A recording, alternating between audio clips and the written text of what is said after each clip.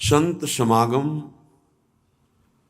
केवल भगवत प्राप्ति के लिए है। केवल यदि भगवत प्राप्ति का लक्ष्य नहीं है तो वास्तविक संत समागम में आपके दरस परस अग्नासी जरूर होगा कि दर्शन से, संभाषण से, वायु स्पर्श से पाप नष्ट होंगे। पर पाप नष्ट होंगे और पुनः पाप करेंगे तो कोई लाभ तो हुआ नहीं। संत समागम का स्वरूप है जिसमें केवल भगवत चर्चा हो, आंतरिक कपट त्याग करके केवल भगवत प्रसन्नता के लिए या स्वांतः सुखाय तुलसी रघुनाथ गाथा, तो संत समागम। चौथ भगत मम गुणगन करई कपट तज गान। भगवान श्री राम सबरी जी के सामने जब भक्ति का वर्णन करते हैं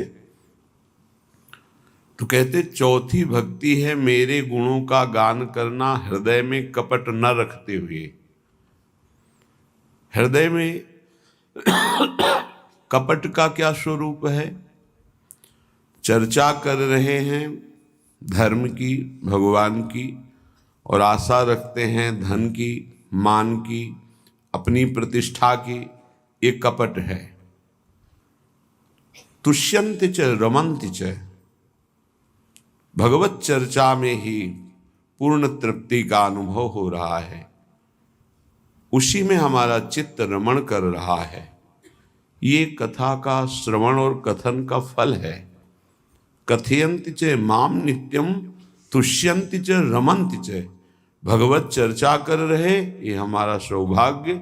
आप सुन रहे, ये आपका सौभाग्य। दोनों भगवत चर्चा करके उसी चिंतन में डूब गए, ये सत्संग का फल है।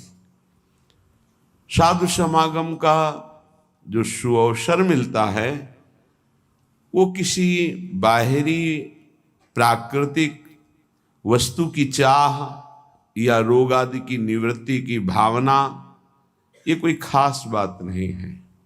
शरीर तो छूटेगा ही। खास बात है चित्त का परिवर्तन हो जाना। जो चित्त संसार का चिंतन करता है, साधु समागम से वो भगवत चिंतन परायण हो जाए, यही साधु समागम का लाभ है। जिनको ये लाभ नहीं चाहिए, हमें लगता है अपना और संतों का समय बर्बाद नहीं करना चाहिए। आपको यदि संसार दुखमय प्रतीत नहीं हो रहा, इस दुखालय से मुमुक्षुता जागृत नहीं हुई कि मैं मुक्त होना चाहता हूं, तो फिर संतों के पास क्यों जाए? किसी को ऐसा लगता है कि हमारी कामनाओं की पूर्ति हो जाएगी। हमें लगता है कामनाओं की पूर्ति होने से आपकी कामनाओं का नाश नहीं हो पाएगा, और लोभ जगेगा। एक पूर्ति होगी, कई कामनाएं और हृदय में विचलित करेंगी। भगवान ने बहुत सुंदर शास्त्र श्रवण का अवसर दिया है, तो उसका मनन करो।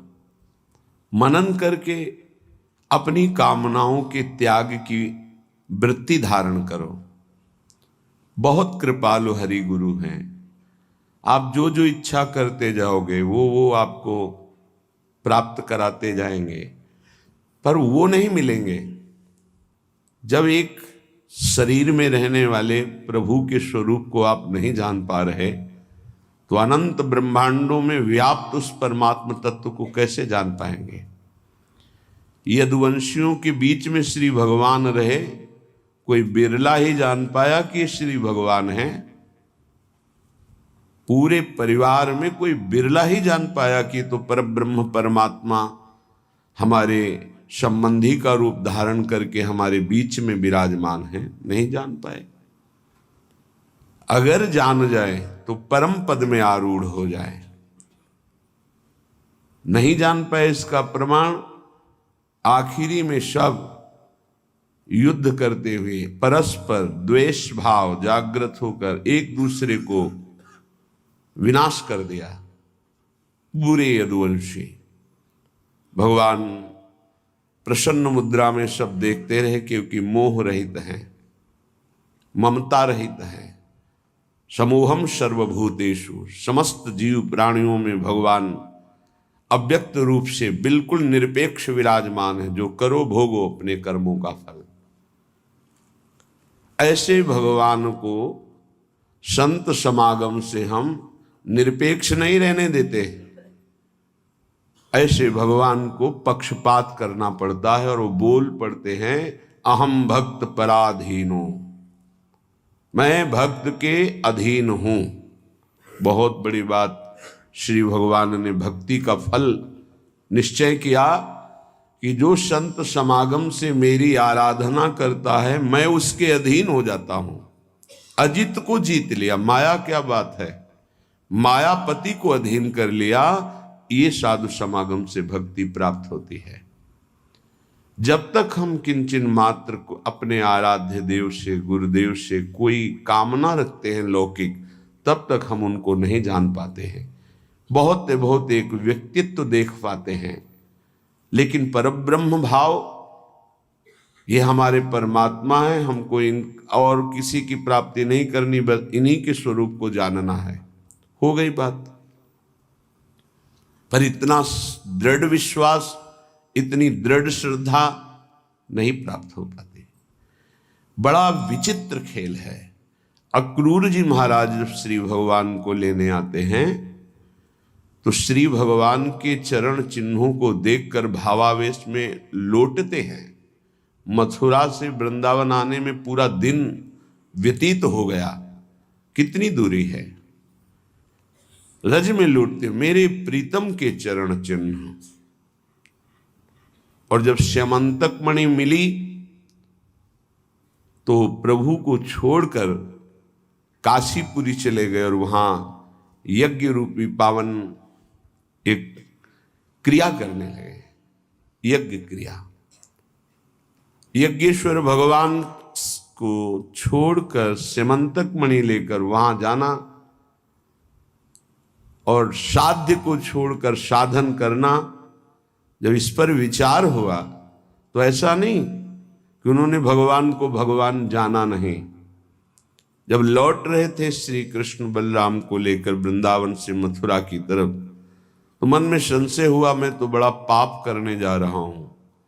इनको लेकर जा रहा हूं, ऐसे सुंदर गौरश्याम जोड़ी का वध करेगा कंस, बड़ा बलवान है।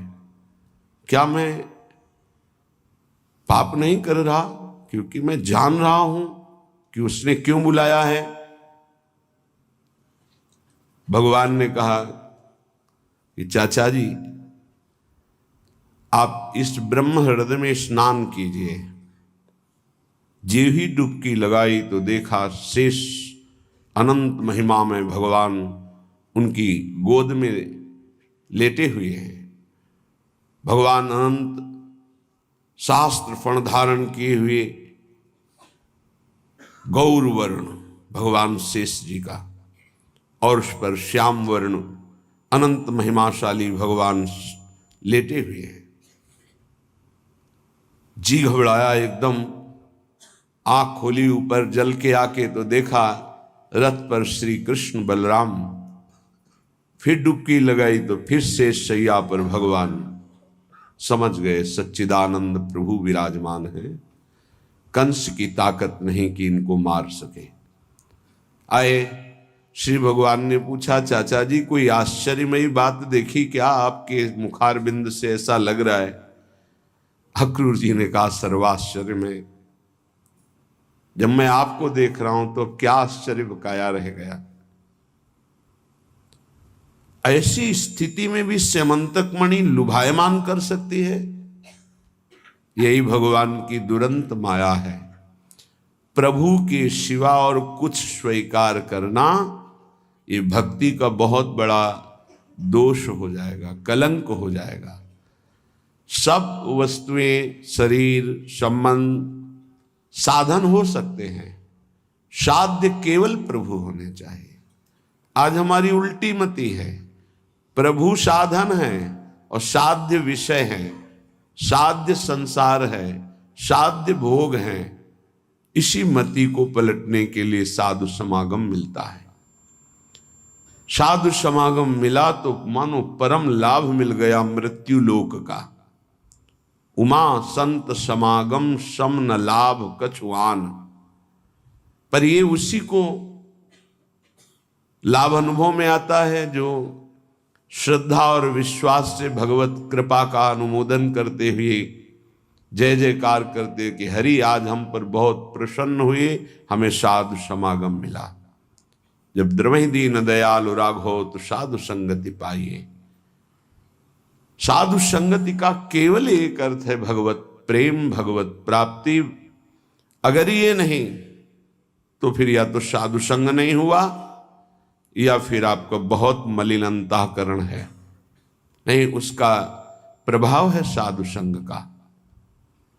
विशेष अनुग्रह प्रभु की जब होती है तब साधु संग। जो प्रभु मोहि अनुग्रह कीन्हा तो तुम आई दरस हठ दीन्हा। संत संग मिल गया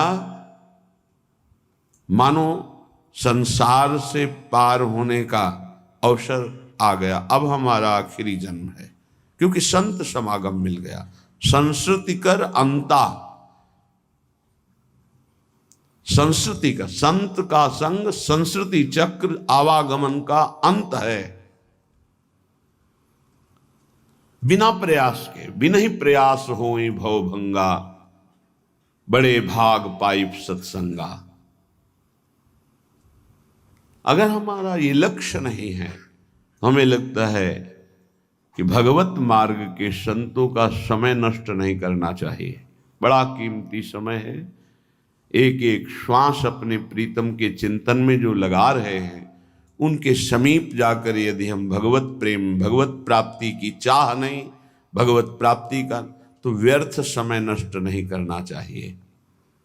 श्रीपाद प्रबोधानंद जी महाराज कह रहे हैं, तच्छास्त्रम मम कर्णमूलमपि न स्वप्ने पियायादहो।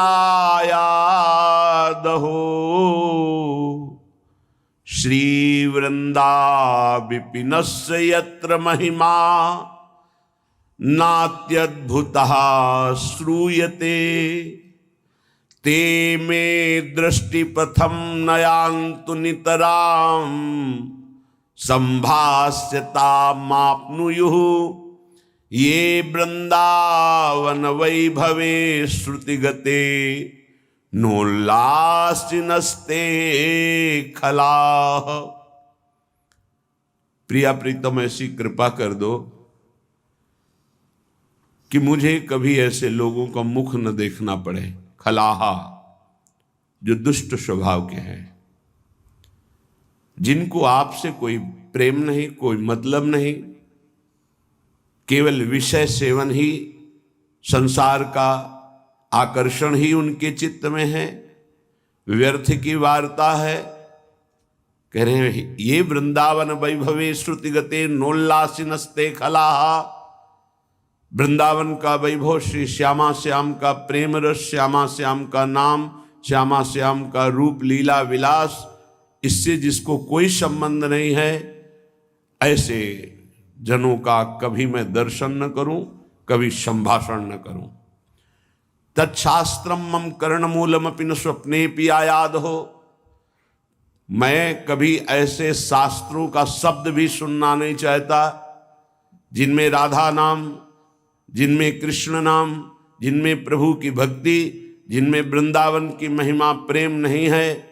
मुझे ऐसे शास्त्रों के एक शब्द भी नहीं सुनने। तच्छास्त्रम मम कर्णमूलमपि न स्वप्नेपि आयाद हो। स्वप्न में भी मैं कभी ऐसी चर्चा ना सुनूं जिसमें हमारे प्रिया प्रीतम वृंदावन नाम रूप लीला धाम इसकी चर्चा ना हो। देखो, निष्ठा ही रंग लाती है। स्वप्न तुम्हारी निष्ठा का परिचय होते हैं। जो तुम्हारी दिनचर्या है, तुम्हारा जीवन है, वही परिचय तुम्हें स्वप्न में मिलेगा। अगर साधक के स्वप्न गंदे ही गंदे आते हैं तो अभी अंतःकरण में तुम्हारे साधन का कोई फर्क नहीं पड़ा। नहीं तो ऐसे स्वप्न आते हैं कि जागृत की इच्छा ही नहीं होती। दिव्य महात्माओं का सत्संग, भगवत प्रेम की चर्चा या प्रभु के दिव्य रूप लीला धामों का स्फुरण होता रहता है। जागृत स्वप्न सुषुप्त स्फुरत में राधा पदाब्ज छटा। मुझे स्वप्न में भी ऐसे, एक बार पूज्यपाद उड़िया बाबा जी ने एक स्वप्न देखा। वो भिक्षा मांगने गए हैं तो देखा वो दिव्य लोक है, क्योंकि जो जैसी साधना करता है उसी के अनुसार उसकी आकर्षण वृत्ति माया करती है। तो देखा सब रत्नों से जटित मकान है। नारायण भिक्षाम देहि, तो ऐसी सुंदरियां निकल रही जो देव अप्सरा हैं, सब दिव्य भोग लिए हुए, विविध प्रकार की आकर्षण वृत्तियां नेत्रों से हाव भाव प्रकट। बाबा ने विचार किया, ये मैं कहाँ गया? यहां तो कहीं भी सात्विकता नहीं दिख रही, यहां तो बहुत ही विलासिता दिख रही है। उन्होंने कहा, तुम सोचते क्या हो, हमारी तरफ आओ या हम आपकी तरफ आवे? बाबा भाग पड़े, आंख मूंद के मानो जैसे प्राण बचा के भागे हो। और जब ये अनुभव हुआ कि मैं बहुत दूर आ गया, तब नारायण नारायण सांस ली, पीछे मुड़ के देखा कोई दृश्य नहीं, जग गए। बड़ी प्रसन्नता हुई। स्वप्न में भी किसी तरह की भोग सामग्री का स्पर्श नहीं और किसी भोग विलासता के आकर्षण में नहीं, और भागे। अच्छा लगा। जब साधन काल में बाबा थे तब का अपना अनुभव। साधक स्वप्न में भी सावधान रहता है। ये पक्की बात समझ लो, संसार में फंसे हुए जीव को विषय से अनासक्त करके प्रियाजू में लगाना सरल, लेकिन ब्रह्मनिष्ठा में लगे हुए हृदय का परिवर्तन करके फिर प्रियाजू में लगाना ये सबसे कठिन बात है। जैसे महाप्रभु चैतन्य देव ने प्रकाशानंद सरस्वती जी के चित्त का परिवर्तन किया, ऐसे ही रसिक महापुरुषों की कृपा से ये महान प्रेममयी निष्ठा जागृत होती है। मेरे कान में भी वो शब्द न पड़े जिसमें प्रियालाल नहीं है, धाम नहीं है, नाम की महिमा नहीं। श्री वृंदा विपिनश्च यत्र महिमा नात्यद्भुतः श्रूयते। ऐसी कोई भी चर्चा मैं नहीं सुनना चाहता जिसमें वृंदावन वैभव नहीं है। ते में दृष्टि पथम नयांतु नितराम संभाष्यता मापनुयुहु। बिना साधना के परमार्थ और संत वचनों का अर्थ समझ जाओगे। विषयी मन, विषयी बुद्धि प्राकृतिक वस्तुओं का तो निर्णय कर नहीं सकती, अप्राकृत चिदानंद शब्दों का भाव समझ जाओगे। नामे दृष्टि प्रथम, मेरी दृष्टि में भी ऐसे जन नावे जो प्रभु से विमुख है, जिनको प्रभु से कोई संबंध नहीं। हां, संबंध प्रभु से अपनाना चाहते हैं, उनके लिए स्वागत है। जिनका प्रभु से मतलब नहीं, केवल वासनाओं की पूर्ति, केवल संसारिकता, ऐसा नहीं। नितराम संभाष्यता मापनी हो, मैं ऐसे लोगों से बात भी नहीं करना चाहता हूं। श्रीपाद कह रहे हैं, ते में दृष्टि प्रथम नयांत नितराम। हे प्रिया, जो ऐसी कृपा करो, ऐसे लोग मेरी दृष्टि में ना आवे, ऐसे लोगों से मैं संभाषण ना करूं, ऐसे लोगों से मैं बात ना करूं जिनको आपसे कोई संबंध नहीं है। कल आपने सुना था, श्रीपाद कह रहे थे, सा में न माता सच में पिता ना, स में न बंधु सच में सखाना। वो न मेरी माँ है, न पिता है, न भाई है, न सखा है। कौन? जो प्रभु से विमुख करा दे, जो प्रभु के सन्मुख होने में बाधा पहुंचा दे। सामे न मित्रम सच में गुरु न, यो में न वृंदावन मादि सेत। जो वृंदावन का वास, प्रिया प्रीतम का आश्रय, भगवत चरणारविंद का अनुराग, नाम जब, इसमें अगर बाधा पहुंचा दे तो मेरा कोई नहीं है, क्योंकि मेरा ये जन्म बर्बाद हो जाएगा यदि प्रभु का भजन नहीं हुआ। वो मेरा शत्रु है, मित्र कैसे हो सकता है? भगवान ऋषभदेव जी जब भरत जी को और अपने अन्य पुत्रों को उपदेश कर रहे हैं, तब कह रहे हैं, वही पिता पिता है, वही माता माता है, वही मित्र मित्र है, वही गुरु गुरु है, जो अपने संबंधी को भगवत अनुराग में स्थित कर दे। भगवत नाम जब, भगवत लीला गायन श्रवण, भगवत चरणारविंद की भक्ति प्रेम नहीं, वो हमारा संबंधी नहीं है। श्रीपाद कह रहे हैं अलमलमिह योषित गर्दभी संगम रंगे, रलमलमिह वित्तापत्य विद्या यशोभि, अलमलमिह नाना साधनायास दुःखैर्, भवत भवत वृंदारण्य माश्रित धन्या। अलम रोक दो, मलम ये मलमयी बात, क्या ये जो काम भाव है ये महान मल है, ये इतना गंदा करता जाता है हृदय को कि छूटने की कोई गुंजाइश नहीं रह जाती। कुछ गोंद चिपकाव की ऐसी होती छूट जाती है, और कुछ ऐसी होती है कि अगर टिक गई 1 मिनट तो चमड़ी ही चाहे उधल जाए वो नहीं छूटने वाली। काम ऐसा रोग है, ऐसा चिपकाव है, ऐसा आकर्षण है कि जन्म बर्बाद हो जाए पर इससे मुक्ति नहीं मिलती। ध्यान रखना, गुरु कृपा है केवलम। ये ऑपरेशन गुरुदेव की कृपा से होता है। हमारे हृदय में जो ये अलम मलम, ये बहुत गंदा हृदय को करने वाला काम है। ये मल छूट जाए, ये मल न रह जाए। बहुत छाती जलती है, बहुत भजन में विघ्न डाल देता है, और ऐसी प्रबल आकर्षण वृत्ति है कि चराचर जगत इसी में फंसा हुआ है। संगम रंगम रलमल मिह, अगर कहीं इस काम का संग हो जाए तो हृदय अपवित्र हो जाता। अपवित्र हृदय में निर्णय करने की सामर्थ्य नहीं रह जाती। आप सच्ची माने, बिना किसी प्रयास के हंसते हुए इससे आप मुक्त हो जाएंगे। बस केवल अधीनता स्वीकार कर लीजिए अंदर से। अब जो कहां करें हम सोई, आयस ले चले निज दासी। हमारी मनमानी बिल्कुल ना हो तो बिल्कुल हर दोष से आप मुक्त हो जाएंगे। हर दोष से, कोई दोष ऐसा नहीं जो गुरु कृपा से नष्ट ना हो जाए। और ये गुरु कृपा से ही नष्ट होते, पक्की भाई बात समझ लो, गुरु कृपा से ही नष्ट होते। जब हम मनमानी चिंतन और उसको छूट देते हैं तो बाहरी फिर क्रियाओं को नहीं रोक सकते। इसलिए सबसे प्रार्थना करते हैं, बार बार लाखों बार कहा है कि खाली मत रहो। राधा वल्लभ श्री हरिवंश, राधा वल्लभ श्री हरिवंश, राधा वल्लभ श्री, इसको चलाओ अंदर। खाली रहोगे चिंतन बिगड़ेगा, चिंतन बिगड़ेगा, क्रिया बिगड़ेगी, सब बिगड़ जाएगा। कई बार कहते हैं नेत्रों को संभाल के रखो। बार बार समझाने पर भी क्या तुम नेत्रों से चंचलता करके प्राप्त कर लोगे? तुम्हें कुछ मिलने वाला है? मन मलिन करोगे, बुद्धि मलिन करोगे, इंद्रियां मलिन करोगे। सावधान, ये बचाव पक्ष की बात कह रहे हैं। ये गुरुजन जो अनुभव की बात कहते हैं उसको मान लीजिए।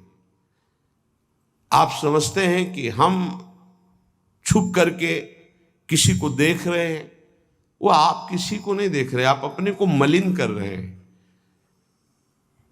आप एकांत में मोबाइल आदि से कुछ देख रहे हैं, ये आप अपने को मलिन कर रहे हैं। किसी से डरने की जरूरत नहीं है। डरो अपनी वृत्ति बिगड़ने से तो आप ठीक हो जाओगे। बाहर किसी से डरोगे तो एक दरवाजा बंद है, कोई नहीं है, नहीं देख रहा, यहां कोई सीसी कैमरा भी नहीं, कोई नहीं देख रहा। लेकिन जिनकी आराधना कर रहे हो वो तो देख रहे हैं। तुम्हारी वृत्ति तो गंदी हो रही। तुमको डरना अपनी वृत्ति सुधारने के लिए, किसी का डर नहीं, कोई डर नहीं। अगर आप स्वयं से नहीं डरोगे तो फिर किसी का डरा काम भी नहीं करेगा। स्वयं से डरो, स्वयं साक्षी बनो। हमारी वृत्ति बिगड़ रही है, हम अपनी वृत्ति को नहीं बिगाड़ेंगे। अलमलमिहि यूषित गर्दभी संगरंगे, रलमलमिहि वित्तापत्ति विद्या यशोभी। श्रीपाद कह रहे यदि आप नाम जप नहीं करते, भगवान से विमुख हो, तो जितनी भी संपत्ति हो सब विपत्ति बन जाएगी। बहुत खास बात है सत्संग की। यदि आप भजन नहीं करते, भगवद आश्रित नहीं हो, तो जितनी संपत्ति वो विपत्ति बन जाएगी। कैसे बन जाएगी? आपके आचरण ऐसे होंगे, आपका चिंतन ऐसा होगा, उनका जो फल आएगा वो आपके हृदय को अशांत कर देगा, वो भारी दुख प्रदान करेगा। भजन कर रहे हो तो विपत्ति भी संपत्ति बन जाएगी। वो परम नाम रूपी धन भगवद आश्रय विपत्ति प्रदान करती, ध्यान रखना। जिसका कोई आश्रय भरोसा नहीं रह जाता, सीधे भगवान की शरणागति होती है, विपत्ति में कोई साथ नहीं देता। बलिहारी उस विपत्ति की जो सीधे शरणागति प्रभु की कराती है। और जब नाम जप होता है विपत्ति में, तो सबसे संपत्तिवान वही जिसके पास नाम रूपी संपत्ति है। कह रहे हैं वो संपत्ति विपत्ति है जो भगवत विस्मरण करा दे, वो विपत्ति संपत्ति है जो भगवत स्मरण करा दे। बलिहारी उस दुख की जो भगवान की याद में तन्मय कर दे। ये बात संसारी वृत्ति रखने वालों के समझ में नहीं आएगी। विद्या यशो भी, मुझे विद्या नहीं चाहिए, बहुत ही बाधक है भगवत प्राप्ति में। कोई कहेगा विद्या भगवत प्राप्ति में बाधक कैसे हो सकती, क्योंकि वो विद्वान है तो शास्त्रों का ज्ञान है। हाँ, यही बात है। बस विद्या का अभिमान आ गया, शास्त्रों के ज्ञान का अभिमान आ गया, अब तत्व बोध तक नहीं पहुंच पाएगा। भगवत प्राप्ति में भारी बाधा श्री भगवत रसिक जी महाराज के विद्या, पहले विद्या शब्द का उच्चारण किया। विद्या रूप महत्व कुल धन जोबन अभिमान, छठ कंटक देखे जहां रहे न भक्त निदान। तभी भाई जी महाराज श्री हनुमान प्रसाद पोद्दार जी कहते कि हमें बुद्धिहीन बना दो हे भगवान। भगवान इस बुद्धि को बंद कर दो, बड़ी चंचल, बड़ी तार्किक, बड़ी अपने को प्रवीण समझने वाली। नाथ इसे केवल अपने चरणों में बैठाल दो, पंगु कर दो। यशो भी, मुझे यश नहीं चाहिए। अब जब यश प्राप्त होने लगता है तो भगवत चिंतन, भगवत प्रसन्नता की जो वृत्ति थी वो लोक चिंतन और लोक प्रसन्नता में बदल जाती है। ये समाज कैसे कितना जुड़े, कितना बढ़े, ये समाज कैसे प्रसन्न रहे। प्रसन्न रहने का मतलब भगवत भाव से नहीं, हमारे अनुकूल बनी रहे। यशो भी, मेरा यश गान होता रहे। बहुत बड़ा ये दोष उत्पन्न हो जाता है भगवत मार्ग के पथिक के जीवन में, जब यश की प्राप्ति होती है। अगर गुरु कृपा ना हुई तो यश ये आखिरी खाई गिरा देता है उसको। प्रतिष्ठा कैसी, बोले सूकरी विष्ठा की तरह देखे। गौरव घोर रौरवम, संतों की भाषा है। साधु अपनी प्रतिष्ठा को क्या देखे, सूकरी विष्ठा, किसी काम की नहीं। गौरव, मुझे लाखों प्रणाम करते हैं, बोले घोर रौरवम, ये घोर रौरव नरक के समान इसको समझो। जो यश कीर्ति प्रतिष्ठा मान सम्मान प्रिय लगने लगा तो बड़ी ऊंचाई से नीचे गिरने में धम्म से देर नहीं लगती। सम्मानम कल्यात घोर गरलम, ये सम्मान घोर विष है। नीचापमानम सुधा, नीच पुरुषों द्वारा किया हुआ अपमान अमृत के समान है। ऐसा मानो रात दिन राधा मुरली मनोहर का भजन करो। ये बहुत विचित्र माया भगवान की। नहीं चाहिए मुझे यशो भी। श्रीपाद कह रहे अलमल मिह नाना साधनायास दुखई, मुझे नाना प्रकार के साधनों में दुख नहीं उठाना। तो क्या करना चाहते हो आप?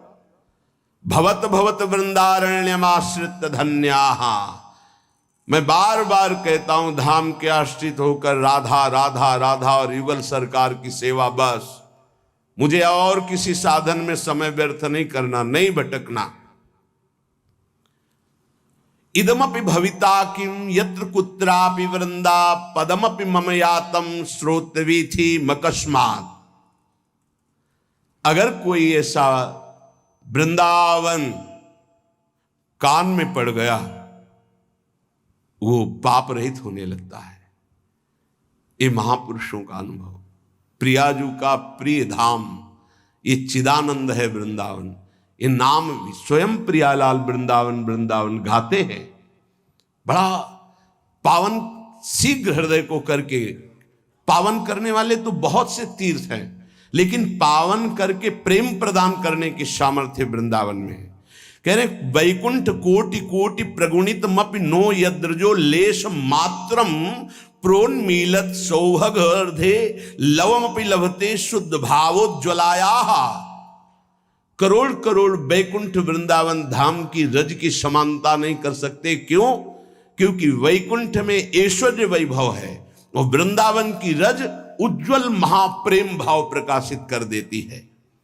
कुर्वीरन भक्ति कोटि भगवती ना तथाप्यद्भुत प्रेम मूर्ते श्री राधाया भक्तै किमपि न कलिताम नौमि वृंदाटवीम। मानते हैं कि कई प्रकार की भक्ति होती है जिससे भगवान प्रसन्न होते हैं, लेकिन जहां श्री किशोरी जी के सामने हाथ जोड़कर लालजू विनय करते हैं, उन किशोरी जी के चरणों का प्रेम किस भक्ति से प्राप्त होता है? तो बोले श्री वृंदावन रज की आराधना और रसिक संग से। तो बोले इसीलिए इदमपि भविता किम यत्र कुत्रापि वृंदा पदमपि मम यातम श्रोतवीथि मकस्मात् मधुर मधुर राधा राधा राधा माधवानंग खेला वन मुपनय दंतर दास्यति प्रेम मूर्छाम। ये अद्भुत बात, अद्भुत बात। इसलिए बार बार अद्भुत कह रहे हैं कि गुरु कृपा से शास्त्रों का स्वाध्याय हुआ है और उनके बताए हुए साधनों पर चले हैं। एक दो साधन नहीं, बहुत से साधन हुए हैं, क्योंकि क्रम बाई क्रम मार्ग रहा है। नैष्ठिक ब्रह्मचर्य, गायत्री अनुष्ठान, महावाक्य अनुष्ठान, संन्यास धर्म, क्रम बाई क्रम 20 वर्ष, फिर ये राधा राधा। ऐसे कोई अंधविश्वास या अंधश्रद्धा से नहीं बोल रहे। जो ज्ञान मार्ग का साधक होता है, बड़ा तार्किक बुद्धि होती है, वो ऐसे परास्त नहीं होता है। जब तक रसास्वादन नहीं होता तब तक वो स्वीकृति नहीं होती उस हृदय में जो ज्ञान प्रधान साधन रहा है। इदमपि भविता किम यत्र कुत्रापि वृंदा। ओहो, ये शब्द मेरे कान में पड़ा, वृंदावन वृंदावन वृंदावन। ये हृदय को महाप्रेम में बना देता है। क्यों? क्योंकि हम मधुर मधुर राधा राधा राधा, यहां के पशु पक्षियों की आवाज भी राधा नाम युक्त होती है, हमारी श्रवणेन्द्री पकड़ नहीं पाती। हरिवंश महाप्रभु हित सजनी स्वरूपा कह रहे हैं, राधा यशो मुखरमत्त खगावली के। यहां के जितने भ्रमर, कोकिला, कपोत आदि पक्षी हैं, ये जब गुंजार करते हैं तो अपनी भाषा में बोलते हैं राधा राधा राधा, प्रियाजू का यश। यहां की वायु राधा राधा लेकर के, यहां के पत्ते की खुड़कन में भी राधा शब्द कटाक्ष होता है। वृंदावन के वृक्ष को मरम न जाने कोई, यहां डाल डाल और पात पात पर श्री राधे राधे होए। मधुर मधुर राधा राधा राधा। इस जो राधा नाम जपने के लिए जिनको हृदय में भाव आया, मानो श्री कृष्ण बरस पड़े, भगवान बरस पड़े उसके ऊपर। जिसकी जिह्वा से राधा राधा और वृंदावन पर श्रद्धा, तो बोले युगल सरकार की प्रेममयी जो लीला है, जिस लीला का एक भी क्षण हृदय में प्रकाशित हो जाए तो बोले प्रेम मूर्छाम, वो प्रेम विकल हो जाए, मूर्छित हो जाए। ऐसे युगल सरकार की दासता प्राप्त होती। श्री धाम वृंदावन का आश्रय, रज का सेवन, रसिकों का संग, ये दुर्लभ उपासना है जो वृंदावन रस की है। इसीलिए स्वसुख वांछा जहां तक है, मोक्ष तक, वहां तक का त्याग होता है यहाँ के उपासक में।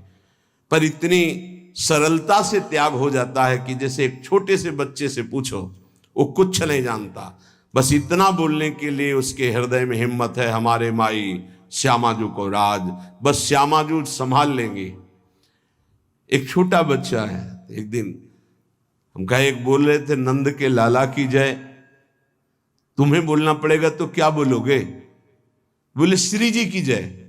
हाँ, बहुत ये बात कहां से आई?